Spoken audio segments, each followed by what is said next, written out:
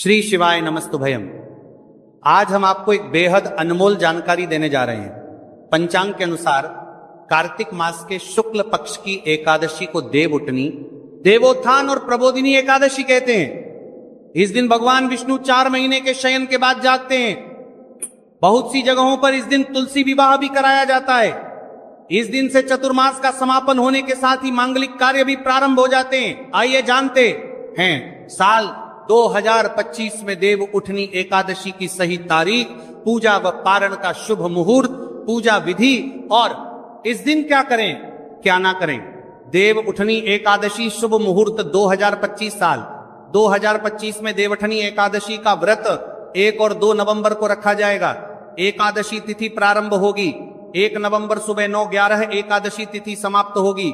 2 नवंबर सुबह 7:31 अभिजीत मुहूर्त होगा। सुबह 11:42 से दोपहर 12:27 पारण का समय होगा। 2 नवंबर दोपहर 1:11 से दोपहर 3:23 हरिभाषर समापन होगा। दोपहर 12:55 देवउठनी एकादशी पूजा विधि एकादशी के दिन सुबह स्नान के बाद व्रत का संकल्प लें और भगवान विष्णु की विधिवत पूजा करें।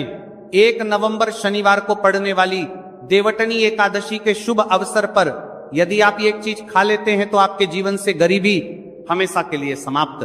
भक्तों, आने वाली 1 नवंबर देवउठनी एकादशी के खास दिन पर जिन लोगों के घर में बनाई खाई जाती है, ये 3 चीजें उनके घर में पूरे साल होती हैं। धन दौलत की वर्षा। जी हां भक्तों, 1 नवंबर 2025 को पड़ने वाली देवउठनी एकादशी जो के दौरान पड़ने वाली प्रथम अमावस्या है।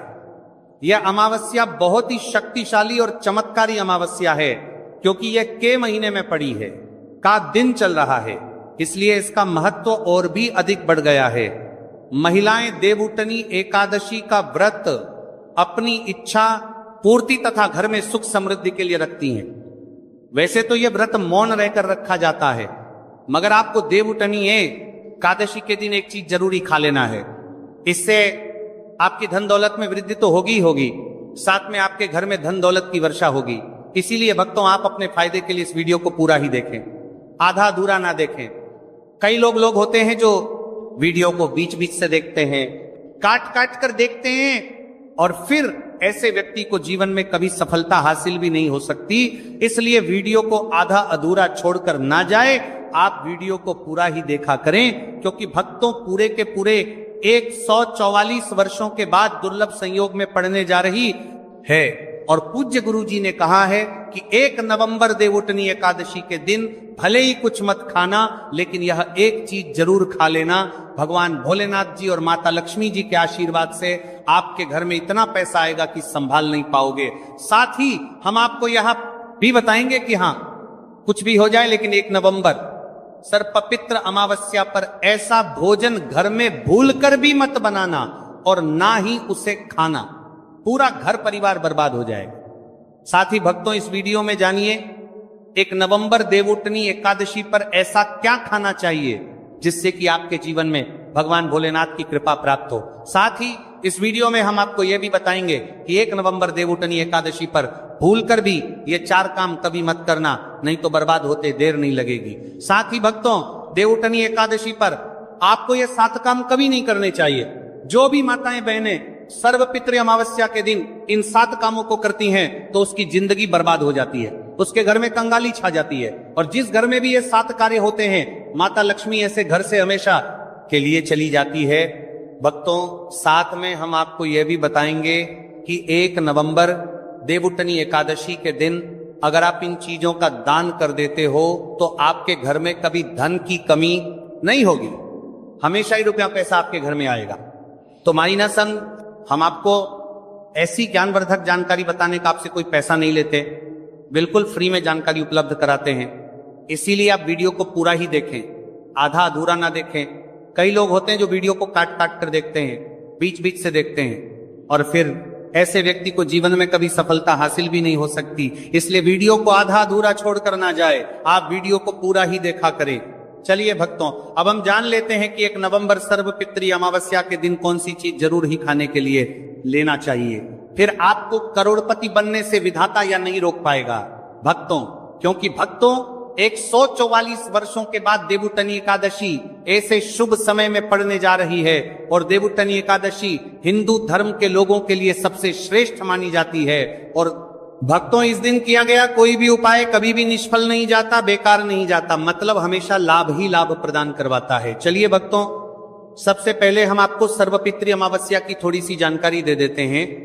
भक्तों, इस बार 2025 में देवउठनी एकादशी को लेकर लोगों के मन में कंफ्यूजन की स्थिति बनी हुई है कि यह व्रत किस दिन रखा जाएगा, 1 नवंबर कैसे किया जाएगा, शुभ मुहूर्त क्या रहेगा, इस दिन क्या खाना है और क्या नहीं खाना है। इस वीडियो में हम आपका सारा कंफ्यूजन दूर कर देंगे। बस आपको संपूर्ण जानकारी के लिए इस वीडियो को पूरा देखना होगा। और भी बहुत सारे लोगों के प्रश्न आ रहे हैं कि देवउठनी एकादशी पर हम पवित्र नदियों में स्नान नहीं कर सकते तो क्या करें, पहली बार ये व्रत कर सकते हैं या नहीं। इन सभी प्रश्नों के उत्तर आज हम इस वीडियो में जानेंगे और यह भी बताएंगे कि वो कौन सी चीज है जो हमें 1 नवंबर सर्वपितृ अमावस्या के दिन जरूर ही खा लेनी चाहिए। अगर आप ये चीज सर्वपितृ अमावस्या के दिन जे खा लेते हो तो आपको धनवान बनने से विधाता भी रोक नहीं पाएंगे। सातकारी ही भक्तों देवउठनी एकादशी है और देवउठनी एकादशी की रात तुलसी में एक चीज जरूर बांध देना चाहिए। अगर आप देवउठनी एकादशी के दिन तुलसी में यह खास चीज बांध देते हो तो माता लक्ष्मी जी की कृपा से आपके जीवन में जो गरीबी है वह सब दूर हो जाएगी। भक्तों, इसलिए वीडियो को पूरा ही देखें, आधा अधूरा ना देखें। चलिए जान लेते हैं भक्तों, प्रत्येक वर्ष वैशाख मास के कृष्ण पक्ष की अमावस्या तिथि को देवउठनी एकादशी का पावन पर्व मनाया जाता है। वर्ष 2025 में यह पर्व 1 नवंबर शनिवार को मनाया जाएगा। इस दिन श्रद्धालु पवित्र नदियों में स्नान करते हैं और दान पुण्य आदि करते हैं। इस अवसर पर पितरों के तर्पण, पिंड दान और श्राद्ध जैसे कर्म भी किए जाते हैं। देवउठनी एकादशी के दिन संगम में स्नान और दान करने का विशेष में इस समय स्तर पर को बीज बारण को बीज बारण को बीज बारण को बीज बारण इस सर्व पितरों में दान करने का विशेष में फत होता है, जिससे भगवान विष्णु की कृपा प्राप्त होती है। इस साल अमावस्या के दौरान इस दिन का महत्व और भी बढ़ गया है, क्योंकि ऐसा शुभ दिन देवउठनी एकादशी के दिन पड़ रहा है। धार्मिक परंपरा के अनुसार इस दिन पितरों के लिए दीपक जलाने का विधान है। पितरों के लिए दीपक जलाना धार्मिक रूप से अत्यंत शुभ माना गया है। यह कर्म उनकी आत्मा की शांति के लिए आवश्यक होता है और वंशजों को उनके आशीर्वाद की प्राप्ति होती है। भक्तों, चलिए सबसे पहले हम आपको बता देते हैं कि देवउठनी एकादशी की सही डेट टाइम क्या है। फिर हम आपको बारी बारी से सभी जानकारी बताते हुए चलेंगे और यह भी बताएंगे कि वो कौन सी चीज है जो हमें देवउठनी एकादशी के दिन जरूर ही खा लेनी चाहिए। और भक्तों, साथ में हम आपको बताएंगे कि देवउठनी एकादशी दिन एक चीज भूल कर भी नहीं खानी चाहिए। अगर आप ये हर चीज देवउठनी एकादशी के दिन भूल कर भी खा लेते हो तो आपके घर में मृत्यु भी हो सकती है। तो ऐसा गलत काम भूल कर भी मत करना और अनर्थ होने से पहले वीडियो को आप पूरा जरूर देखकर जाना। बहुत ही खास और ज्ञानवर्धक वीडियो है। तो चलिए भक्तों, जानते हैं देवउठनी एकादशी की सही डेट टाइम और शुभ मुहूर्त के बारे में। लेकिन उससे पहले आपसे हाथ जोड़कर एक रिक्वेस्ट करते हैं कि अगर आप इस चैनल पर नए हैं तो चैनल को सब्सक्राइब करके वीडियो को एक लाइक जरूर करें। साथ ही आप अपनी राशि को कमेंट बॉक्स सब्सक्राइब करके कुछ दिनों से पड़े मर्तन होगा पर मैं राशि नजर 12 आ रहा होगा में जरूर डाल दें, क्योंकि हम राशि से जुड़ा भाग्य भी बताते हैं और भाग्य में चल रही परेशानियों को तत्काल दूर करने के लिए आसान से आसान उपाय भी बताते हैं। भक्तों, चलिए जान लेते हैं कि 2025 में देवउठनी एकादशी की सही डेट टाइम क्या है। चलिए जान लेते हैं। हिंदू पंचांग के अनुसार साल 2025 की देवउठनी एकादशी 1 नवंबर को मनाई जाएगी। यह महीने को चला करके करीवार नाथ जी ही अमावस्या होगी। वैदिक पंचांग के अनुसार इस साल माह की देवउठनी एकादशी तिथि की शुरुआत 1 नवंबर 2025 की रात 756 पर होगी और इस तिथि का समापन 1 नवंबर 2025 को शाम होगी 47 पर होगा। ऐसे में उदया तिथि को देखते हुए देवउठनी एकादशी 1 नवंबर शनिवार को मनाई जाएगी और देवउठनी एकादशी का व्रत और पूजा 1 नवंबर को ही होगी।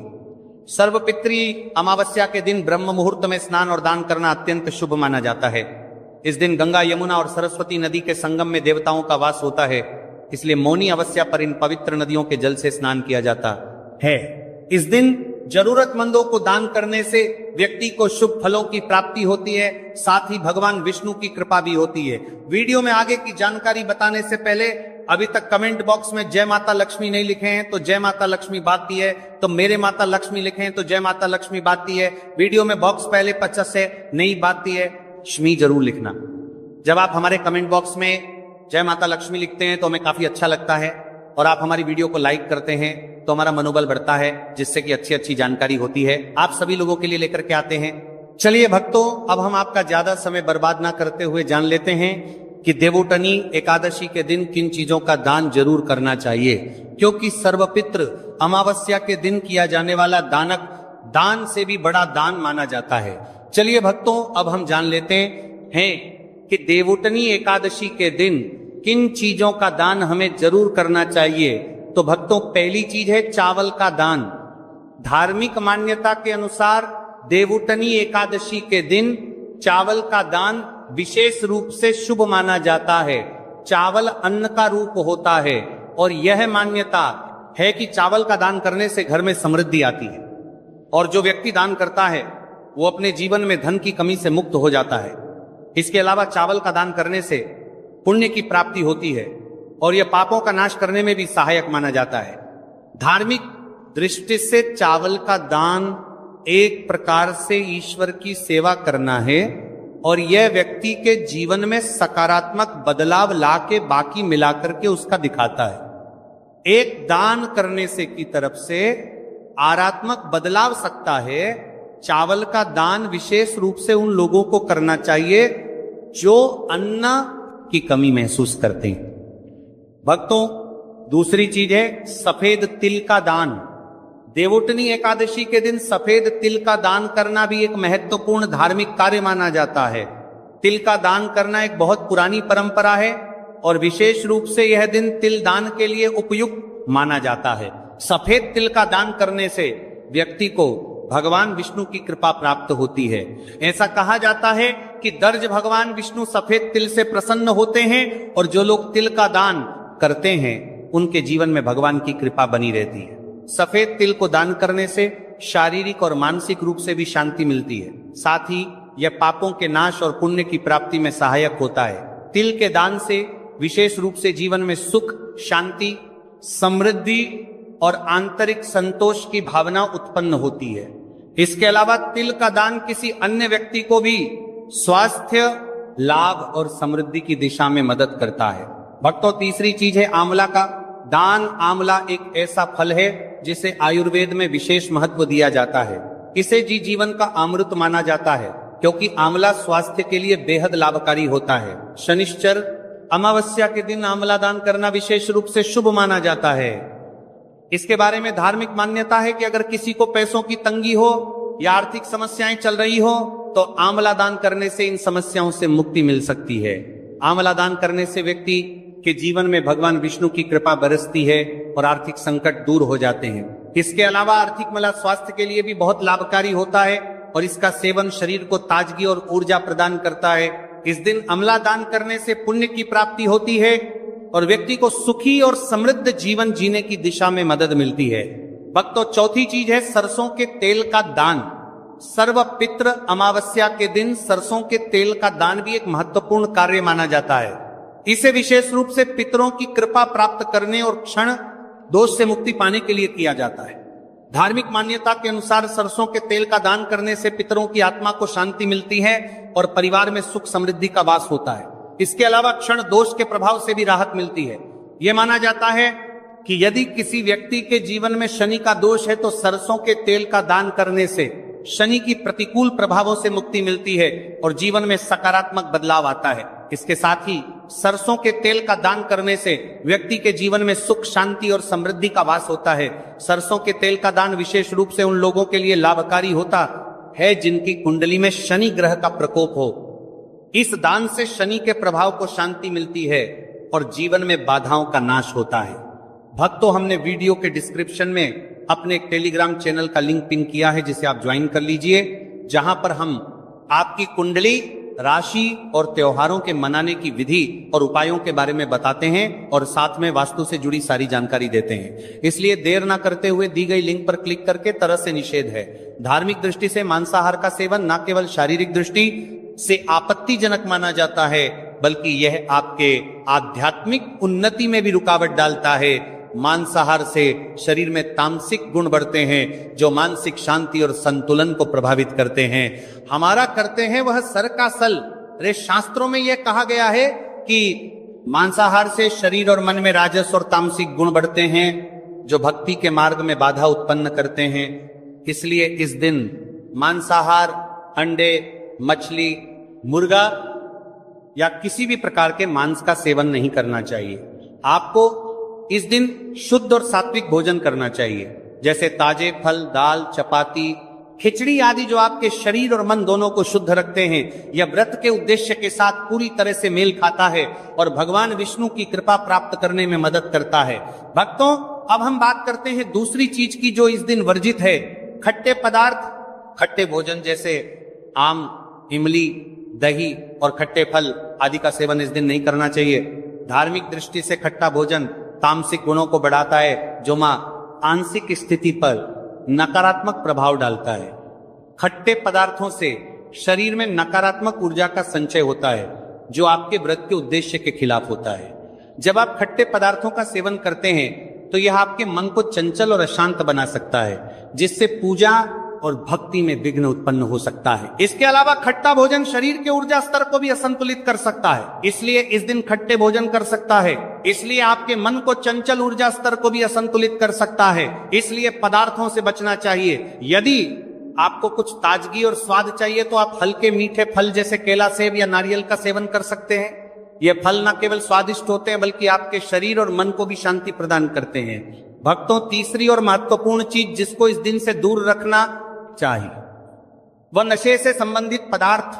देवउठनी एकादशी के दिन शराब, तंबाकू, गुटखा, मादक द्रव्यों आदि का सेवन करने से बचना चाहिए। ये नशे के पदार्थ मानसिक और शारीरिक स्वास्थ्य के लिए हानिकारक होते हैं और व्रत के पवित्र उद्देश्य को भी बिगाड़ सकते हैं।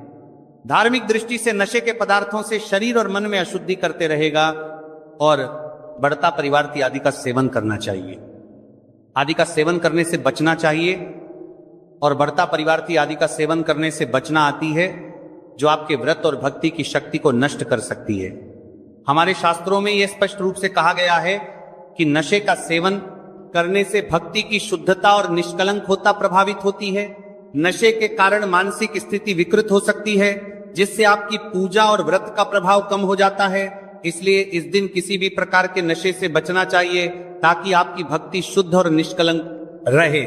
नशे से बचकर आप अपने मन और शरीर को शुद्ध कर सकते हैं और भगवान विष्णु की कृपा प्राप्त कर सकते हैं। अब हम बात करते हैं चौथी चीज जो है शक्कर और मिठाई के सेवन की।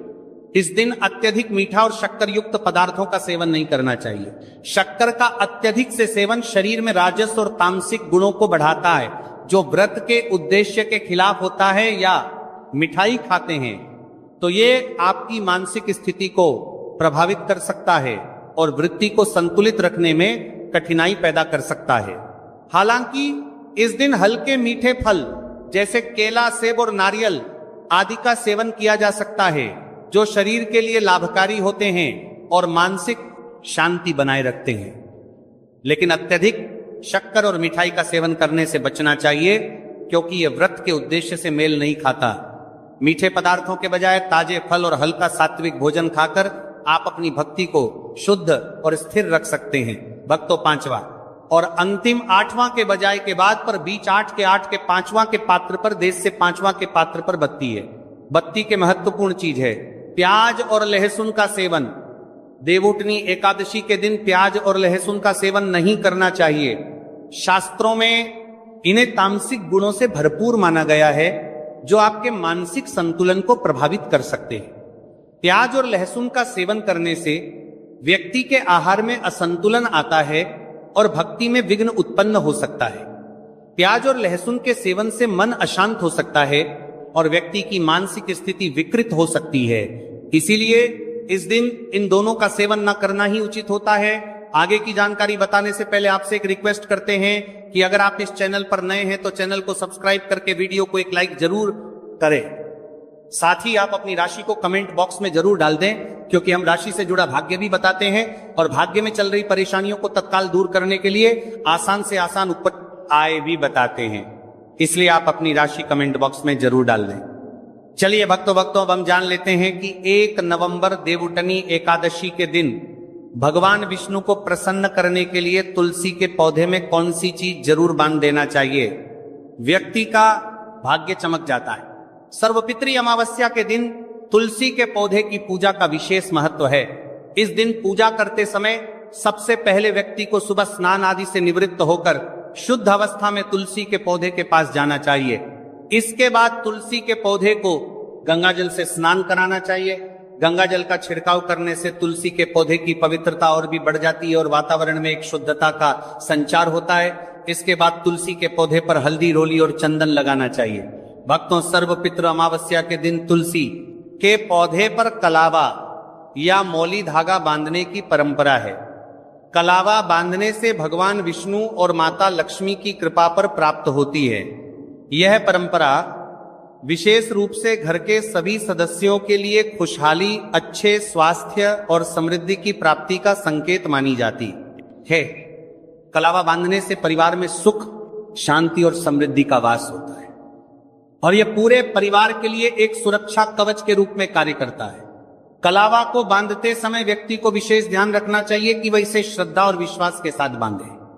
इससे घर में नकारात्मक ऊर्जा का प्रवेश नहीं होता और सकारात्मक ऊर्जा का संचार होता है। साथ ही यह व्यक्ति के जीवन में एक नई ऊर्जा का संचार करता है जो उसके कार्यों में सफलता और समृद्धि लाती है।